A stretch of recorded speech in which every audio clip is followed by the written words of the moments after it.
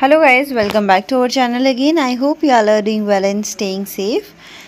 जैसे कि हमने कंप्यूटर सीरीज़ अगेन स्टार्ट करी थी एंड आज हम करने वाले हैं chapter 4 that is computer memory. इस चैप्टर में हमने कंप्यूटर की मेमोरी के बारे में पढ़ना है, ठीक है। डिफरेंट टाइप्स ऑफ स्टोरेज के बारे में पढ़ेंगे।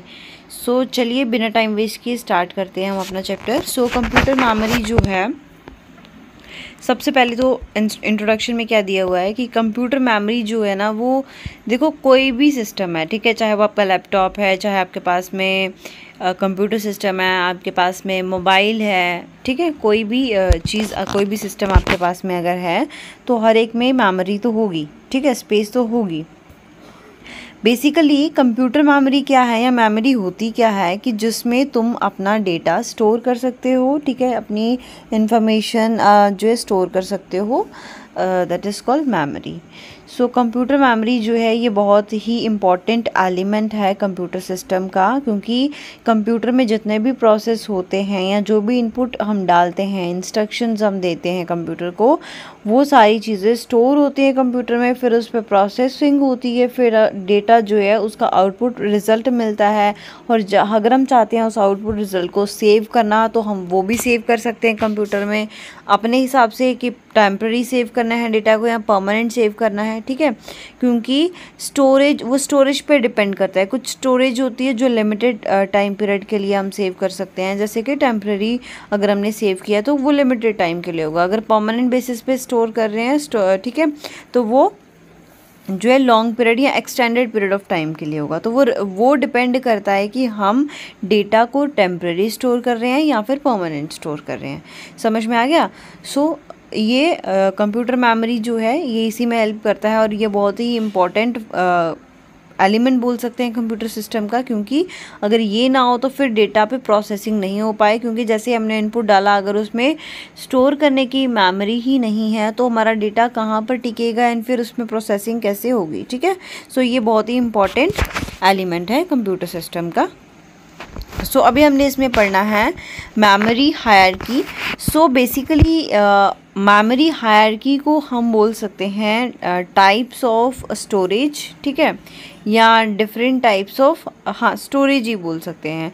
वो डिपेंड, अभी देखिए, जैसे कि अगर हम इसमें पहले पढ़ लेते हैं एक बार कि ये जो हायरार्की अरेंजमेंट्स है स्टोरेज के, मतलब अलग अलग टाइप्स ऑफ स्टोरेज जो है कंप्यूटर आर्किटेक्चर, मतलब कंप्यूटर का जो डिज़ाइन है उसमें कंप्यूटर स्टोरेज के अलग अलग टाइप्स हैं जिसको मेमोरी हायरार्की बोलते हैं, ठीक है। ऐसा तो नहीं है कि कंप्यूटर में एक ही चीज़ है। जैसे हमारे मोबाइल्स होते हैं ना, हमारे मोबाइल में जो है वो रैम भी होती है एंड रोम भी होती है। डिपेंड, जैसे हम हमारे मोबाइल की जो है अपनी मेमोरी भी तो होगी, लेकिन हम एक्सटर्नल सेकेंडरी मेमोरी भी डाल सकते हैं एसडी कार्ड की फॉर्म में, ठीक है, उस तरीके से। तो कंप्यूटर सिस्टम में भी वैसे होता है, एक टाइप की मेमोरी नहीं है कि सिर्फ एक ही टाइप की मेमोरी है और एक ही एलिमेंट है मेमोरी का। वो भी अलग अलग डिफरेंट टाइप्स ऑफ मेमोरीज उसमें स्टोरेज के लिए होती हैं। उसके बारे में हम पढ़ेंगे। वो डिपेंड किस पे करती हैं? बेसिकली स्पीड पे और साइज़ पे, ठीक है। एक तो साइज़ पे करती है, दूसरा करती है असेस टाइम पे। बेसिकली असेस टाइम रिलेट करता है कॉस्ट के साथ में, ठीक है। इसको अभी थोड़ा आपको इतना क्लियर पता नहीं चल रहा होगा, अभी जब हम इसकी फिगर से इसको रिलेट करके पढ़ेंगे तो आप अच्छे से समझ पाएंगे। ये जो इसमें ऑलरेडी एक फिगर दी हुई है इस पर, जिसमें इतना क्लियर नहीं जो है समझ में आ पाएगा। मैंने आपके लिए एक और जो है फिगर रखी है, हम उस पर जाके पहले उसको पढ़ेंगे एंड देन फिर वापस आते हैं इस पर, ठीक है। This is a figure. इसमें जो है वो पिरामिड बनाए गए हैं, ठीक है। पिरामिड बनाए किस पे गए हैं, मतलब किस बेस पे बनाए गए हैं? फर्स्ट तो साइज़ पर, ठीक है, साइज़ के बेस पे बनाए गए हैं, और दूसरा बनाए गए हैं असेस टाइम के बेस पर।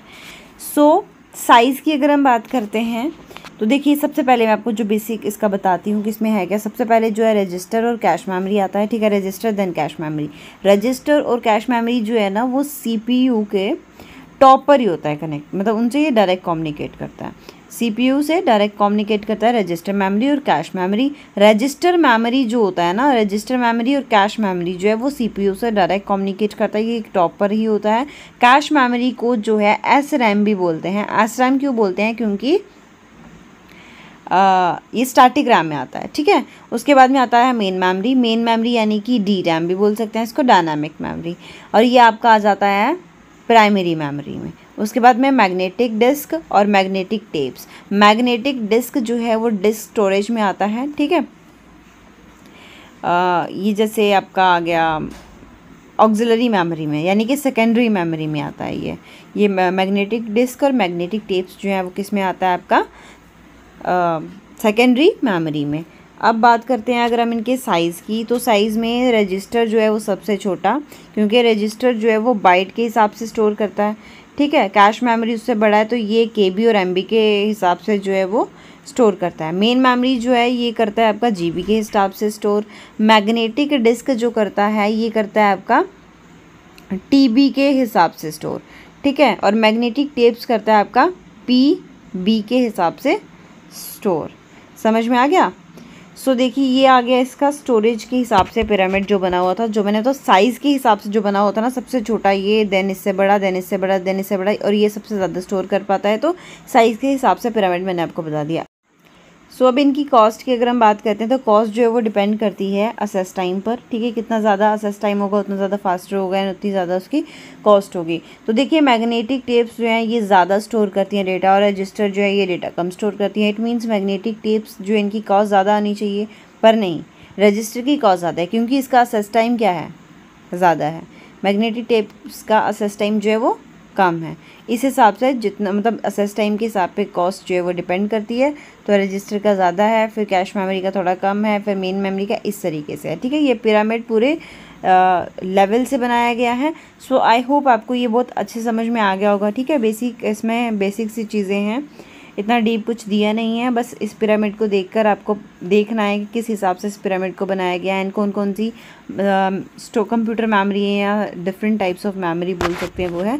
तो चलिए बैक चलते हैं अपने टॉपिक पे अगेन। तो यहाँ पर भी आप देख सकते हैं ये साइज़ के हिसाब से बनाया गया है और ये स्पीड के हिसाब से बनाया गया है। यहाँ पे भी सीपीयू मतलब इससे डायरेक्ट कम्युनिकेट कर रहा है रजिस्टर और cache memory, then main memory, then magnetic disk और मैग्नेटिक टेप। अब चलिए नेक्स्ट है हमारे पास में parameters of memory. So parameter of memory में सबसे पहले आता है आपका स्टोरेज कैपेसिटी। तो स्टोरेज कैपेसिटी बेसिकली स्टोरेज मतलब जिसमें डेटा स्टोर कर सकते हैं, कैपेसिटी मतलब कि कितनी क्षमता है, ठीक है, कितनी क्षमता है वो कितना। तो स्टोरेज कैपेसिटी जो बेसिकली बात कर सकते हैं कि सिस्टम जो है वो कितना डेटा, कितनी इंफॉर्मेशन, अमाउंट ऑफ डेटा कितना स्टोर कर सकता है, that is called storage capacity. इसमें क्या लिखा हुआ है, it is representative of the size of memory, कि मेमोरी कितने साइज़ तक जो है वो ये स्टोर कर पा रहा है सिस्टम, वो आ जाता है स्टोरेज कैपेसिटी में। कैपेसिटी जो है वो इंटरनल मेमोरी या मेन मेमोरी, जिसको प्राइमरी मेमोरी बोलते हैं, can be express in terms of number of words और बाइट्स। ये बाइट्स में या नंबर ऑफ वर्ड्स में जो है वो एक्सप्रेस की जाती है। उसके बाद में आता है आपका असेस मोड। तो असेस मोड क्या है,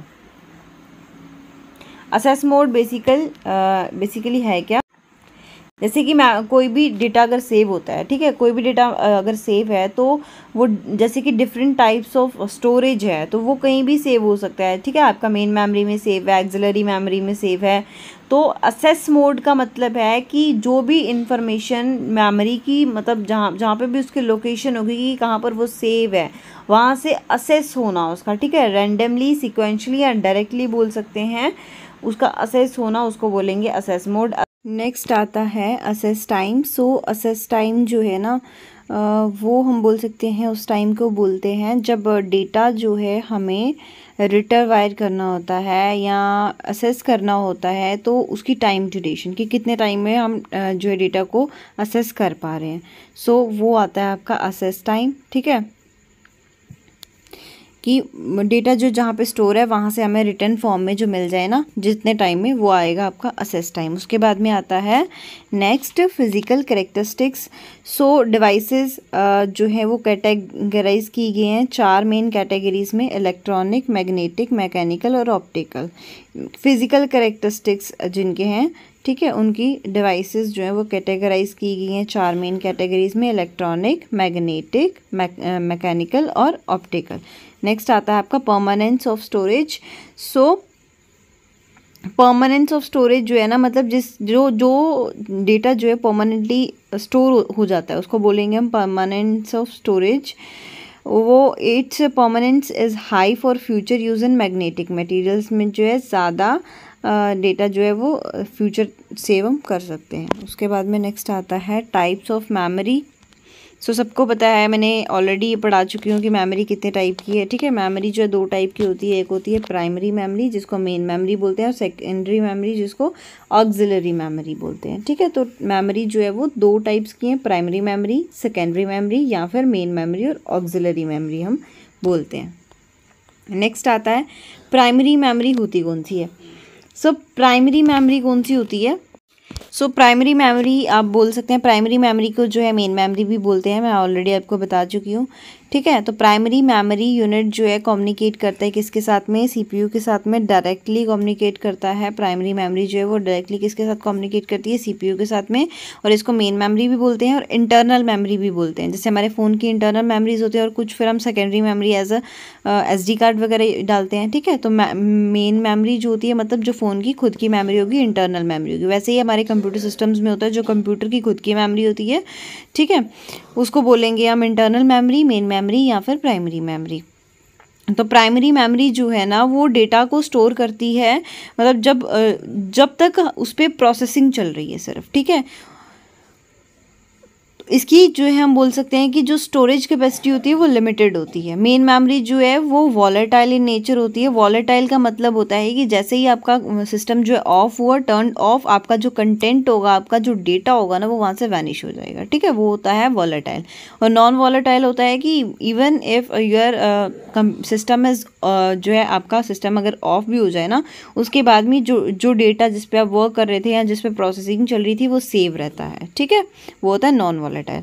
सो वॉलेटाइल नॉन वॉलेटाइल समझ में आ गया होगा। तो मेन मेमोरी जो है मतलब प्राइमरी मेमोरी जो है वो वॉलेटाइल इन नेचर है, मतलब जैसे ही आपका सिस्टम जो है वो पावर ऑफ होता है वैसे ही कंटेंट जो होगा वो वहाँ से वैनिश हो जाएगा। प्राइमरी मेमोरी जो है उसको भी फर्दर क्लासीफाई किया गया है, कैटेगराइज किया है उसको 2 कैटेगरीज में। एक तो आपका आ जाता है सबसे पहले random access memory. Random access memory बोलते हैं रैम को, ठीक है, RAM, रैम को बोलते हैं रैंडम एक्सेस मेमोरी। इसको जो है रीड राइट मेमोरी भी बोलते हैं, क्योंकि ये CPU को अलाउ करता है रीड करना और राइट करना डेटा और उसकी इंस्ट्रक्शंस। CPU को अलाउ करता है, रैम जो है वो CPU को अलाउ करता है डेटा और इंस्ट्रक्शंस को रीड करना या राइट करना, ठीक है। उसमें रैम जो है वो यूज़ किया जाता है टेम्पररी स्टोरेज के लिए इनपुट डेटा को। जैसे हमने डेटा डाला, चाहे वो इनपुट डेटा डाले जैसे हमने, या फिर हमारा जो उस पर प्रोसेसिंग हो गया उसके बाद जो रिजल्ट मिला, तो उसको भी हम टेम्पररी स्टोर कर सकते हैं किसमें, रैम में, ठीक है। उसके बाद में आता है आपका रैम जो है वो भी आगे 2 टाइप्स में कैटेगराइज हुआ है। फर्स्ट आता है आपका डायनामिक रैम जिसको DRAM बोलते हैं, और दूसरा है स्टैटिक रैम जिसको हम SRAM बोलते हैं। डायनामिक रैम जो है ना, it is made up of memory cells where each cell is composed of 1 capacitor and 1 transistor. DRAM जो है ये मेमोरी सेल से बना हुआ होता है, जिसमें एक सेल जो है वो कैपेसिटर होता है और दूसरा सेल जो है वो ट्रांजिस्टर होता है, ठीक है। DRAM जो है उसको रिफ्रेश्ड किया जाता है कॉन्टिन्यूअली टू स्टोर इन्फॉर्मेशन। DRAM जो है मतलब उसको हम रिफ़्रेश कर सकते हैं बार बार इंफॉर्मेशन को स्टोर करने के लिए, ठीक है।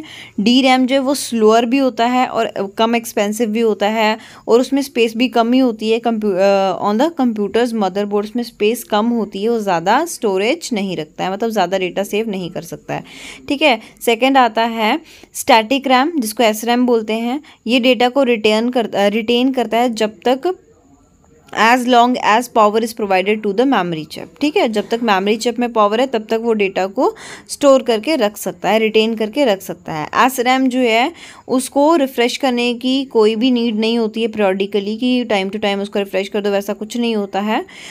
उसमें जो है मल्टीपल ट्रांजिस्टर्स जो है यूज़ हो सकते हैं for each memory cell. It does not use capacitor नहीं होता है इसमें। SRAM जो है उसको यूज़ किया जाता है कैश मेमोरी के लिए due to its high speed के कारण कैश मेमोरी में एस रैम को यूज़ किया जाता है। एस रैम जो है ज़्यादा एक्सपेंसिव होता है और फास्टर भी होता है, ठीक है, किससे, डी रैम से।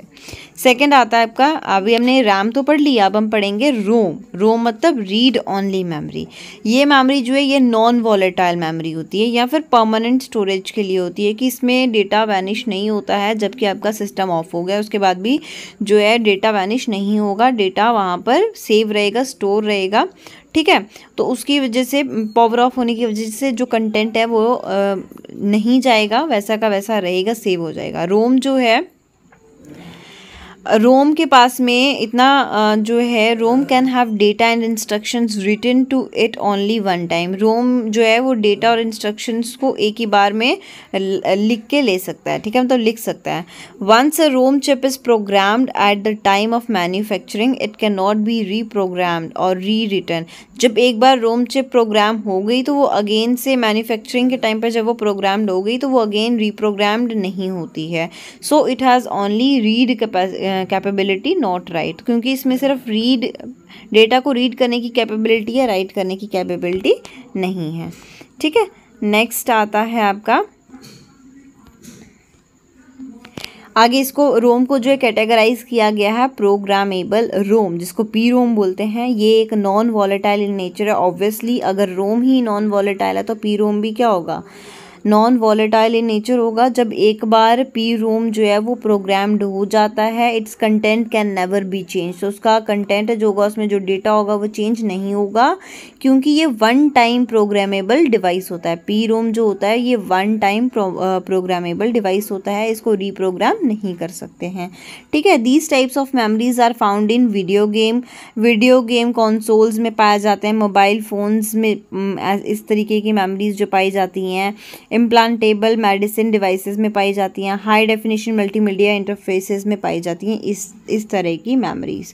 सेकंड आता है इसमें इरेजेबल प्रोग्रामेबल रोम, जिसको ईपी रोम बोलते हैं। ये भी पी रोम की तरह है, ये जो प्रोग्रामेबल रोम की तरह है, लेकिन it can be erased by exposure to strong ultraviolet light then return, ठीक है।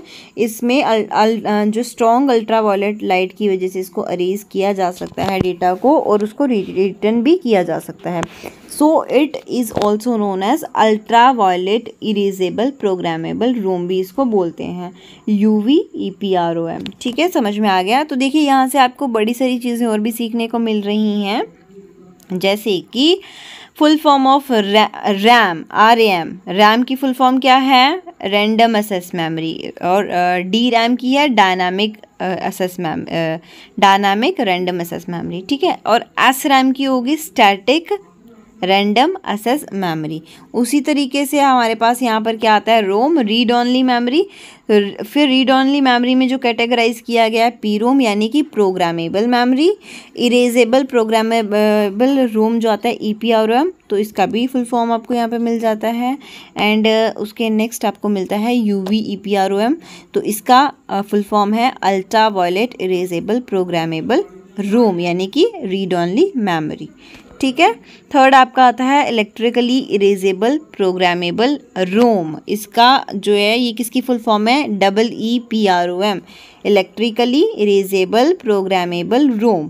ये जो है ईपी रोम की तरह है, बिल्कुल erasable program read only memory की तरह है, क्योंकि it can be erased electrically. इसको भी इलेक्ट्रिकली जो है इरेज किया जा सकता है, ठीक है, और फिर से इसको इलेक्ट्रिकली रीराइट भी किया जा सकता है। and the burning process is reversible by exposure of electric pulse। Electric pulse के एक्सपोजर से उस प्रोसेस को रिवर्स किया जा सकता है। ये रोम की बहुत ही फ्लेक्सिबल टाइप है and now commonly use for holding BIOS। इसको BIOS के होल्डिंग के लिए अब इसको कॉमनली यूज़ किया जाता है, ठीक है। अभी नेक्स्ट आता है जो इस बॉक्स में दिया गया है, apart from above memory there is also some other memory that help to primary memory which are as follows. ये जो अभी तक हमने जितनी भी मेमोरीज पढ़ी हैं अभी तक, इनको छोड़ करके कुछ मेमोरीज और हैं जो प्राइमरी मेमोरी को फॉलो करती हैं, जैसे आपकी कैश मेमोरी आ गई, ठीक है। कैश मेमोरी में लिखा गया है it is a storage buffer that stores the data which is used more often temporarily and makes them available to CPU at a fast rate. ये वो स्टोरेज बफर है जो स्टोर करता है डेटा को, किसके लिए कि हम उसको अगेन यूज़ कर सकते हैं ज़्यादा, ठीक है, चाहे वो टेम्परली है वैसे स्टोर है तो वो सीपीयू में अवेलेबल होगा एट अ फास्ट रेट, मतलब जब आपको चाहिए तो वो आप वहाँ से उसको फाइंड आउट कर सकते हैं, उसके लिए कोई टाइम नहीं चाहिए होता है, ठीक है। कैश मेमोरी एक वेरी हाई स्पीड मेमोरी है जो कहाँ पर प्लेस होती है, बिटवीन रैम और सीपीयू के बीच में जो प्लेस होती है। ये इंक्रीज़ करती है प्रोसेसिंग, किसकी, प्रोसेसिंग की स्पीड को ये इंक्रीज़ करती है। कैश मेमोरी जो है ये बहुत एक्सपेंसिव है, ठीक है। So it is similar in size में भी ये सिमिलर रहती है। Generally computers have cache memory of size 256 KB to 2 MB तक की जो है कंप्यूटर में कैश मेमोरी का साइज़ रहता है। उसके बाद में नेक्स्ट आता है आपका फ्लैश मेमोरी। फ्लैश मेमोरी होती है ये kind of semiconductor based non volatile rewritable memory है, ठीक है। देखिए इसी एक लाइन में कितना कुछ लिखा है, सेमीकंडक्टर बेस्ड, किस पे बेस्ड है, सेमीकंडक्टर पे, नॉन वॉलेटाइल भी है, रीराइटेबल मेमोरी भी है, ठीक है। तो ये फ्लैश मेमोरी ये एक काइंड की सेमीकंडक्टर बेस है जो कि नॉन वॉलेटाइल है, रीराइटेबल मेमोरी है और यूज होती है डिजिटल कैमराज में, मोबाइल्स में, फ़ोन्स में, प्रिंटर्स में एट्सेट्रा, ठीक है। उसके बाद में नेक्स्ट आता है आपका virtual memory. So virtual memory क्या है, it is a technique that allows the execution of processes that are not completely main memory. मतलब ये वो टेक्निक है, वर्चुअल मेमोरी एक वो टेक्निक है जो अलाउ करती है जो मेन मेमोरी में डेटा सेव होता है जिस पे कम्प्लीटली प्रोसेस नहीं होता है उसको एग्जीक्यूट करने के लिए, ठीक है। और एक और एडवांटेज है स्कीम का, जो प्रोग्राम करता है can be larger than main memory, से बड़ा होता है ये। नेक्स्ट आता है आपका सेकेंडरी मेमोरी। तो सेकेंडरी मेमोरी होता क्या है, सेकेंडरी मेमोरी जो है ना, सेकेंडरी मेमोरी को ही ऑक्सिलरी मेमोरी भी बोलते हैं, ठीक है, और इसको लॉन्ग टर्म स्टोरेज के लिए यूज़ किया जाता है। तो चलिए पढ़ते हैं। This memory stores much larger amount of data and information for extended period of time. यानी कि ये सेकेंडरी मेमोरी या सेकेंडरी स्टोरेज जो है ना वो ज़्यादा बड़ा अमाउंट ऑफ डेटा जो है या इन्फॉर्मेशन सेव कर सकता है ज़्यादा टाइम के लिए, मतलब जब तक हम चाहें तब तक हम उसको सेव करके रख सकते हैं। डेटा जो होता है सेकेंडरी मेमोरी में वो प्रोसेस नहीं होता है डायरेक्टली सीपीयू के द्वारा, ठीक है, उसको सबसे पहले कॉपी करना पड़ता है प्राइमरी मेमोरी में जिसको रैम बोलते हैं, ठीक है। It is slower. जो भी डेटा आपका सेकेंडरी मेमोरी में सेव होता है ना उस पर कंप्यूटर प्रोसेस नहीं करता है जब तक वो मेन मेमोरी में नहीं जाता। तो उस सबसे पहले हमें क्या करना पड़ता है, सेकेंडरी मेमोरी से कॉपी करके हमें पेस्ट करना पड़ता है रैम में यानी कि मेन मेमोरी में। उसके बाद में उस पर प्रोसेसिंग शुरू होती है। ये एक स्लोअर और बहुत ही सस्ती मेमोरी बोल सकते हैं हम, बहुत स्लो वर्क करता है और चीपर भी है from cheaper form of memory. Secondary storage जो है ना इसको यूज़ करते हैं डेटा को स्टोर करने के लिए, प्रोग्राम्स को, when they are not being process, मतलब जब उन पे कोई प्रोसेसिंग नहीं चल रही है तब हम उसको स्टोर करके रख सकते हैं। ये एक नॉन वॉलेटाइल इन नेचर है, यानी कि अगर आपका कंप्यूटर सिस्टम ऑफ भी हो जाता है उसके बाद में ये स्टोर रहेगा। Due to this the data remain in the secondary storage as long as it is not overwritten और डिलीटेड बाई यूजर्स, जिसकी वजह से जो डेटा सेकेंडरी स्टोरेज में रिमेन होता है, बचा होता है, as long as it is not overwritten, उसको अगेन ओवर रिटन नहीं कर सकते हैं और डिलीट कर सकते हैं यूज़र्स के द्वारा। अगर delete, it is a permanent storage, वहाँ पे वो डेटा परमानेंट स्टोर हो चुका होता है, ठीक है। Secondary memory devices included as follow. सबसे पहले आता है आपका मैग्नेटिक स्टोरेज। तो देखिए इसमें लिखा क्या है, magnetic storage is a manipulation of magnetic field on a medium in order to record audio, video और अदर डेटा। मैग्नेटिक स्टोरेज को मैनिपुलेशन के लिए यूज़ किया जाता है मैग्नेटिक फील्ड में ही, ठीक है। मतलब कि जहाँ पर ऑडियो रिकॉर्डिंग की बात आती है, वीडियो रिकॉर्डिंग की बात आती है, बाकी का ऐसा डेटा है जो कि मैग्नेटिक फील्ड से रिलेट करता है, तो वहाँ पे मैग्नेटिक स्टोरेज जो है वो मैनिपुलेट करती है, वहाँ पर हेल्प करती है। It includes hard disk drive, इसमें आती हैं फ्लॉपी डिस्क, मैग्नेटिक टेप, ये सब किस में आती हैं, मैग्नेटिक स्टोरेज में आती हैं। सेकेंड आता है आपका ऑप्टिकल स्टोरेज। ऑप्टिकल स्टोरेज जो है ना एक टाइप का स्टोरेज है जिसमें डेटा को लिखा जाता है एंड रीड किया जाता है, मतलब रिटन और रीड दोनों किया जाता है लेज़र के साथ में। इसमें आता है आपका CD, DVD और ब्लू रे डिस्क, ये सब किस में आता है आपका ऑप्टिकल स्टोरेज में। नेक्स्ट है आपका सॉलिड स्टेट स्टोरेज। तो ये सॉलिड स्टेट स्टोरेज जो है SSS जो है ये एक टाइप का स्टोरेज टेक्निक है that employees storage device built using silicon microchip based storage architecture, जिसमें आपका जो स्टोरेज डिवाइस होता है वो किसका बना होता है, सिलिकॉन माइक्रोचिप्स का बना होता है बेस्ड स्टोरेज आर्किटेक्चर। मतलब उसका जो स्टोरेज आर्किटेक्चर होगा ना, मतलब डिजाइनिंग होगी ना जो स्टोरेज की जहाँ पे डेटा स्टोर होता है वो किसका बना होगा, सिलिकॉन माइक्रोचिप का बना होगा, ठीक है। It includes pan, flash drive, memory card, ये सब किस में आते हैं आपके सॉलिड स्टेट स्टोरेज में आते हैं, ठीक है। नेक्स्ट आता है आपका हार्ड डिस्क ड्राइव HDD, ये एक नॉन वॉलेटाइल और random access digital data storage है, ठीक है। नॉन वॉलेटाइल सबको पता है क्या होता है, अगर आपका सिस्टम ऑफ हो जाता है तो आपका जो डेटा स्टोर होगा वो स्टोर ही रहता है, वो डिलीट नहीं होता, वो वहाँ से वैनिश नहीं होता, ठीक है। तो ये हार्ड डिस्क ड्राइव जो है HDD जो है ये नॉन वॉलेटाइल भी है और रैंडम एक्सेस डिजिटल डेटा जो है स्टोरेज डिवाइस भी है, ठीक है। HDD is a data storage device. HDD एक डेटा स्टोरेज डिवाइस है जिसको यूज़ किया जाता है स्टोर करने के लिए, किसको, रिट्रीविंग डिजिटल इन्फॉर्मेशन, मतलब जो भी डिजिटल इन्फॉर्मेशन रिट्रीवायर हुई होती है उसको स्टोर करने के लिए यूजिंग रोटेटिंग डिस्क को यूज़ किया जाता है, जो कि यहाँ पर आपको दिखाई गई है, ठीक है। यहाँ पे भी साथ साथ देखते चलिए। तो रोटेटिंग डिस्क सबको पता है ना, ऐसी होती है, बीच में ऐसे सेंटर से ऐसा होता है, इसको बोलते हैं रोटेटिंग डिस्क। इसको यूज़ करके हम क्या कर सकते हैं, डेटा को स्टोर कर सकते हैं। प्लेटर्स जिसको बोलते हैं, platter coated with magnetic material, ये मैग्नेटिक मटेरियल से कोटेड होता है। All programs of computer are installed in hard disk, जितने भी प्रोग्राम्स होते हैं कंप्यूटर्स के उसको इंस्टॉल किया जाता है हार्ड डिस्क में। ये it is a fixed disk है ये, ठीक है, इसको रिमूव नहीं कर सकते हैं ड्राइव से, ये एक फिक्स्ड डिस्क होती है। तो यहाँ पर देखिए पिक्चर दी है आपकी हार्ड डिस्क ड्राइव की।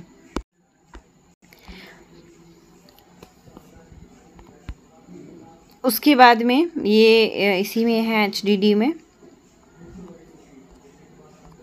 It consist of spindle that holds non magnetic flat circular disk called platter. इसमें एक स्पाइंडल सा होता है जो होल्ड करता है जितने भी non magnetic flat circular disk होती है जिसको प्लेटर बोलते हैं, उसको ये क्या करता है, होल्ड करके रखता है। Which hold the record data, जिसमें सारा रिकॉर्डेड डेटा होता है। Each platter required 2 read write heads, हर एक प्लेटर को जो है 2 रीड या राइट हेड्स चाहिए होते हैं जिनको यूज़ किया जाता है राइट करने के लिए या रीड करने के लिए जो भी इंफॉर्मेशन प्लेटर से आई होती है उसमें, ठीक है। तो जितने भी रीड राइट हेड्स होते हैं ना वो अटैच होते हैं एक सिंगल एस आर्म के साथ ही, ताकि वो इंडिपेंडेंटली मूव ना कर पाएँ, ठीक है। नेक्स्ट आता है information is recorded in band, जो इन्फॉर्मेशन होती है वो बैंड्स में रिकॉर्ड होती है और हर एक बैंड में जो इन्फॉर्मेशन होती है जिसको ट्रैक बोलते हैं। हर एक प्लेटर जो होता है ना उसमें सेम नंबर ऑफ ट्रैक्स होते हैं और जो ट्रैक लोकेशन होती है वो कट करती है सारे के सारे प्लेटर्स को, जिसको क्या बोलते हैं, सिलेंडर बोलते हैं। ट्रैक जो है वो डिवाइड किया गया है पाई शेप्ड सेक्शन में जिसको सेक्टर्स बोलते हैं, ठीक है। जैसे ये आपको दिखाती हूँ मैं, यहाँ पर इसको डिवाइड किया गया ना ये, तो इसको बोलेंगे सेक्टर्स। ट्रैक इसको बोलते हैं जैसे ये ऑर्बिटल टाइप बनाया होता है ना वैसे। उसके बाद में आपका नेक्स्ट आता है फ्लॉपी डिस्क, जिसको और क्या बोलते हैं, डिस्केट। तो फ्लॉपी डिस्क होता क्या है, ये एक स्टोर डेटा है, it is use to store data. इसको डेटा को स्टोर करने के लिए यूज़ किया जाता है, लेकिन ये डेटा को जो है स्टोर कर सकता है स्मॉल अमाउंट ऑफ डेटा, ठीक है। थोड़ा ही डेटा ये स्टोर, जो फ्लॉपी डिस्क है ये थोड़ा डेटा स्टोर कर सकती है। ये स्लोअर भी है असेस करने में, हार्ड डिस्क से ये थोड़ा स्लो असेस करती है। फ्लॉपी डिस्क जो है वो राउंड शेप में होती है, एक thin plastic disk coated with iron oxide से कोटेड होती है, एक राउंड प्लास्टिक डिस्क होती है ये। डेटा जो है रिट्रीवायर किया जाता है या रिकॉर्ड किया जाता है on the surface of disk through a slot on the envelope, ठीक है। फ्लॉपी डिस्क जो है वो रिमूवेबल है, फ्रॉम द ड्राइव से उसको हम रिमूव कर सकते हैं। फ्लॉपी डिस्क अवेलेबल होती है 3 साइज़ में, 8 इंच में, 5/1/4 इंच में एंड 3/1/2 इंच में, ठीक है। उसके बाद में आता है आपका मैग्नेटिक टेप। ये टेप जो होती है ये प्लास्टिक फिल्म टाइप मटेरियल से बनी होती है, मतलब कोटेड हुई होती है उससे, विद द मैग्नेटिक मटेरियल के साथ में कोटेड हुई होती है, बनी होती है ये प्लास्टिक फिल्म मटेरियल से, कोड हुई होती है मैग्नेटिक मटेरियल से, और ये डेटा को परमानेंटली सेव करती है। डेटा जो है इसमें रीड भी किया जा सकता है और रिकॉर्ड भी किया जा सकता है। ये यूजुअली 12.5 mm 25 mm वाइड होती है, ठीक है, और 5 मीटर टू 1200 मीटर लॉन्ग होती है। मैग्नेटिक टेप जो है वो मैक्सिमम डेटा को होल्ड करके रख सकती है, अपने में कैप्चर करके रख सकती है, which can be assess sequentially, मतलब जब अकॉर्डिंग टू जब हमें उसको असेस करना है तब हम कर सकते हैं। They are generally use to store backup data के लिए इसको जो है क्या किया जाता है, यूज़ किया जाता है। And that type of data which is frequently not frequently use, जो कि फ्रिक्वेंटली यूज़ ना हो उसमें इसमें हम उसको सेव कर सकते हैं, ठीक है। या फिर हमें ट्रांसफ़र करना हो डेटा एक सिस्टम से दूसरे सिस्टम में, तभी हम इसमें इसको यूज़ कर सकते हैं। उसके बाद में आता है आपका कॉम्पैक्ट डिस्क, जिसको CD बोलते हैं। तो ये मोस्ट पॉपुलर है, least expensive type of optical disk. Optical disk का ही एक टाइप है, लेकिन ये बहुत कम एक्सपेंसिव होता है। CD जो है ये कैपेबल है being used as a data storage device along with storing of digital audio, ठीक है। डिजिटल ऑडियो भी हम इसके साथ में सेव कर सकते हैं। ये CD इतना कैपेबल है कि जो हमने डेटा स्टोर करना है उसके साथ साथ हम इसका जो है डिजिटल ऑडियो भी स्टोर कर सकते हैं। Files are stored on this particular contiguous sector. Files जो स्टोर होती हैं एक पर्टिकुलर कॉन्टीजियस सेक्टर में होती हैं। CD को जो है वो 3 मेन टाइप्स में कैटेगराइज किया गया है। फर्स्ट है CD-ROM, ठीक है। CD-ROM मतलब compact disk read only memory, CDR यानी कॉम्पैक्ट डिस्क रिकॉर्डेबल, और CDRW यानी कि कॉम्पैक्ट डिस्क री राइटेबल। उसके बाद में आता है आपका डिजिटल वीडियो डिस्क यानी कि DVD, ठीक है। DVD जो है इसको और क्या बोला जाता है, सुपर डेंसिटी डिस्क, SDD और डिजिटल वर्सटाइल डिस्क भी बोलते हैं DVD। ये एक ऑप्टिकल डिस्क स्टोरेज है जिसमें मीडिया को हम स्टोर कर सकते हैं। DVD जो है ये इसमें हम हायर स्टोरेज तक सेव कर सकते हैं। इसकी कैपेसिटी बहुत ज़्यादा होती है डेटा को सेव करने की, स्टोर करने की, while having the same dimensions and CDs से ज़्यादा होती है। जबकि CDs और DVDs जो है सेम डायमेंशंस की हो तब भी जो है DVD ज़्यादा स्टोर कर सकती है एज़ कम्पेयर टू CD, ठीक है।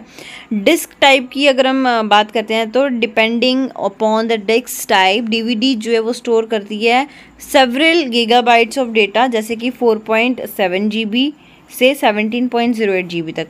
DVD जो है वो प्राइमरीली यूज़ किया जाता है स्टोर करने के लिए म्यूज़िक्स या 6 movies, and can be played back on your television और कंप्यूटर टू। आप इसको टेलीविजन या कंप्यूटर दोनों में लगा सकते हो। दे आर नॉट री राइटेबल मीडिया, ये री राइटेबल मीडिया नहीं है। DVD जो है वो 3 वैरायटीज़ में आती है। कौन कौन सी वैरायटीज़ हैं वो, सबसे पहले आती है आपकी DVD-ROM जिसको digital video disk read only memory बोलते हैं। DVD-R यानी कि DVD रिकॉर्डेबल, DVD-RW यानी कि DVD रीराइटेबल, ठीक है। उसके बाद में नेक्स्ट आता है इसका टिडबिट्स। टिडबिट्स पढ़ेंगे अगर हम तो यहाँ पे लिखा गया है the rate at which data is written to disk और read from disk is called data transfer rate. मतलब जिस रेट से, जितनी जल्दी बोल सकते हैं, टाइम बोल सकते हैं, स्पीड बोल सकते हैं, जिस रेट पे डेटा जो है वो रिटर्न किया जाता है डिस्क में या फिर रीड किया जाता है डिस्क से, उसको डेटा ट्रांसफ़र रेट बोलते हैं। रूट डायरेक्टरी जो है ये एक मेन फोल्डर है डिस्क का, और इसमें क्या क्या कंटेन होता है, information about all folders. Disk में जितने भी फोल्डर्स हैं सबकी इन्फॉर्मेशन जो है रूट डायरेक्टरी में आपको मिल जाएगी। उसके बाद में आपका आता है ब्लू-रे डिस्क।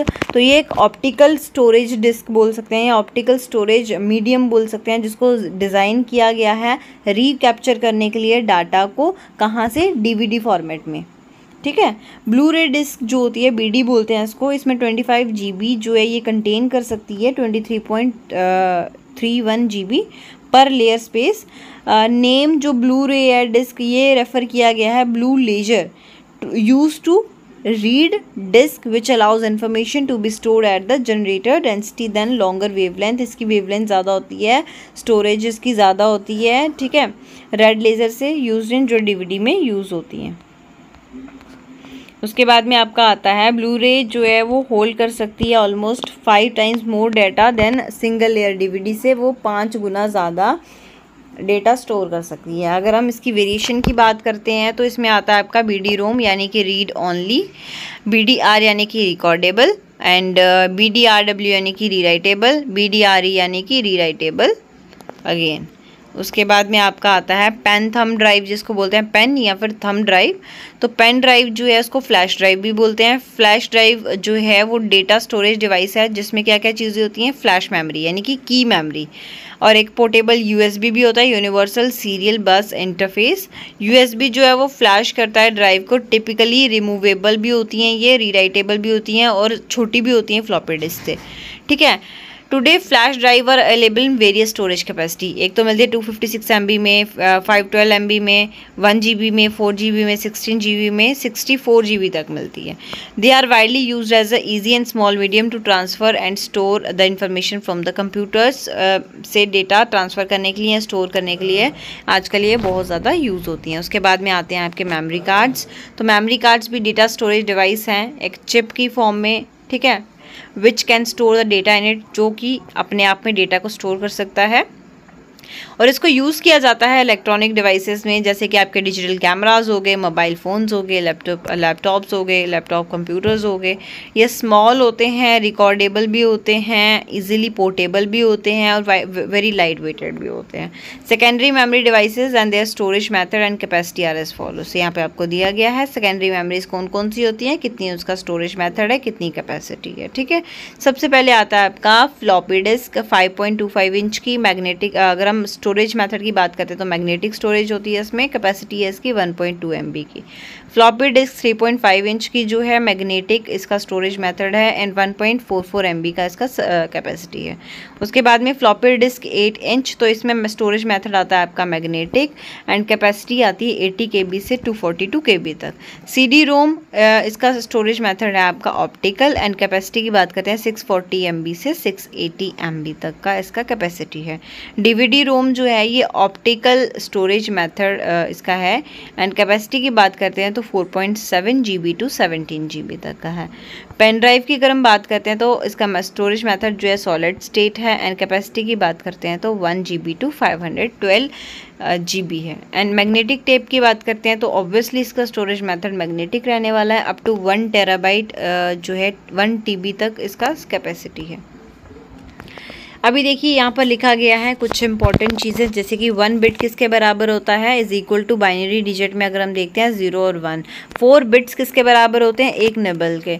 8 बिट्स किसके बराबर होते हैं, 1 बाइट के या 2 निबल के, ठीक है, नहीं 2 nibble is equal to 1 byte. 1024 bytes 1 KB kilo byte के बराबर होते हैं। 1024 KB 1 MB के बराबर होते हैं यानी कि मेगा बाइट के। 1024 MB जो है 1 GB के बराबर होती है यानी कि गीगा बाइट। 1024 GB जो है 1 TB के बराबर होती है 1 TB एंड 1024 TB जो है 1 PB के बराबर होता है कि यानी कि 1 पेटाबाइट, ठीक है। और 1024 पेटाबाइट जो है वो EB के बराबर होता है 1 EB के यानी कि एक्साबाइट। उसके बाद में आता है 1024 EB जो है वो 1 ZB के बराबर होता है यानी जेटाबाइट एंड 1024 ZB जो है वो 1 YB के बराबर होता है यूटाबाइट। उसके बाद में आता है आपका 1024 YB जो है 1 ब्रोंटोबाइट के बराबर होता है। 1024 BB जो है 1 गियोबाइट के बराबर होता है। सो ये था हमारा चैप्टर 4। आई होप आपको ये समझ में आया होगा। आगे इसके कुछ MCQs गिवन है, अगर आप चाहते हैं मैं इस पर वीडियो बनाऊं सो प्लीज़ कमेंट बॉक्स में कमेंट करके ज़रूर बताना ताकि मैं इस पर भी आपके लिए वीडियो बना सकूं। एंड अगर आपको चैप्टर 4 में कोई भी गलती लगी होगी, मैंने कुछ मिस्टेक कर दी है या मैंने पढ़ाया कुछ गलत है, तो प्लीज़ आप मुझे भी एक बार में इन्फॉर्म कर देना। अगर किसी को कोई डाउट होगा तो वो मेरे को कमेंट करके ज़रूर पूछ लेना। एंड अगर आप कमेंट सेक्शन में कमेंट नहीं कर सकते हैं तो आप मेरे को DM कर सकते हैं मेरे इंस्टाग्राम हैंडल पे जो कि सेम नाम से है Edward by Tania. So thanks for watching my video. अगर आपको वीडियो अच्छी लगी हो तो लाइक करना, शेयर करना, सब्सक्राइब करना मेरे चैनल को।